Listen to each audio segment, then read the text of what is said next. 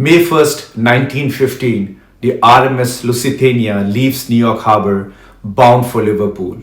On board are nearly 2,000 souls, men, women, children, artists, and businessmen. Some wave goodbye to loved ones, unaware it is for the last time. Above the Atlantic, the world still feels civilized, but beneath the wave, a new kind of war is emerging, and one submarine, U-20, is waiting. By 1915, Europe is burning. World War I has devoured empires. Germany's newest weapon, the U-boat, hunts merchant ships around Britain. But the Lusitania, she is no warship. She is a luxury liner, the fastest on the sea. Many believe she is untouchable. Even when the German embassy placed a full-page warning in the New York Times, passengers laughed it off. They would not dare, they said. This is a British passenger ship. But they were all very, very wrong. Captain William Thomas Turner was a veteran mariner, quiet, respected, and fiercely disciplined. He had crossed the Atlantic hundreds of times, but this voyage felt a little different. He had received coded warnings from the British Admiralty, submarines active off the Irish coast, yet orders said to sail anyway. Meanwhile, below the waves, 39 men aboard the German submarine U-20 prepared for their own mission, commanded by Captain Lieutenant Walther Schwieger.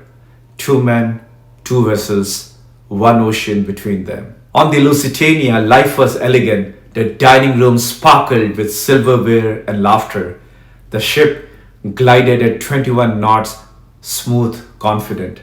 But 300 feet below the surface, life on U-20 was suffocating. Diesel fumes filled the narrow hull. The crew lived among torpedoes, condensation dripping from steel walls.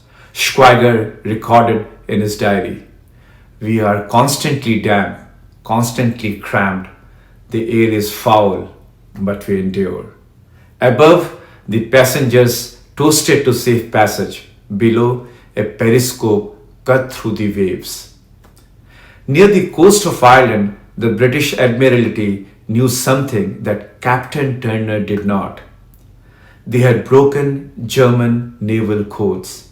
They knew U-20's position, and yet they did nothing.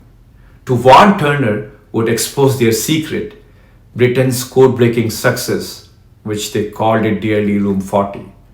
So the Lusitania sailed blind into danger. On May 7th, just after lunch, Schwieger periscope caught sight of her. "Large passenger liner, 4 funnels," he wrote, "steaming at moderate speed." He gave the order, "Fire 1 torpedo." The torpedo struck the starboard bow. A muffled explosion, followed by another, far more powerful. Within seconds, the Lusitania began to list. Some lifeboats were smashed, others could not be lowered. Passengers clung to rails, children torn from parents. Captain Turner tried to beach the ship, but she was already doomed. 18 minutes later, the Lusitania disappeared beneath the Atlantic. Nearly 1,200 people perished that day. 123 were Americans.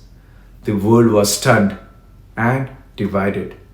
Germany argued that Lusitania carried munitions for Britain. Some evidence suggests they were right. Small arms, cartridges, and fuses were found in the wreck decades later. But to most of the world, it was barbarism, the murder of civilians. Captain Turner was blamed by many, though he had just followed orders. And the British Admiralty quietly avoided public scrutiny of its own role. The Lusitania's sinking shifted history.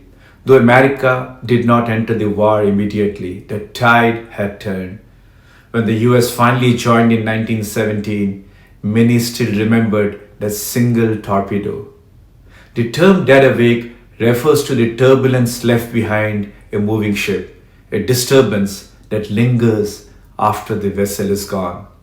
The wake of the Lusitania did not just fade into the sea, it reshaped public opinion, diplomacy, and the ethics of modern warfare.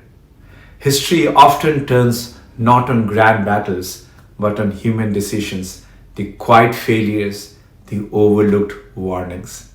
Dead Awake reminds us how fragile civilization can be and how technology, once unleashed, changes the rules forever.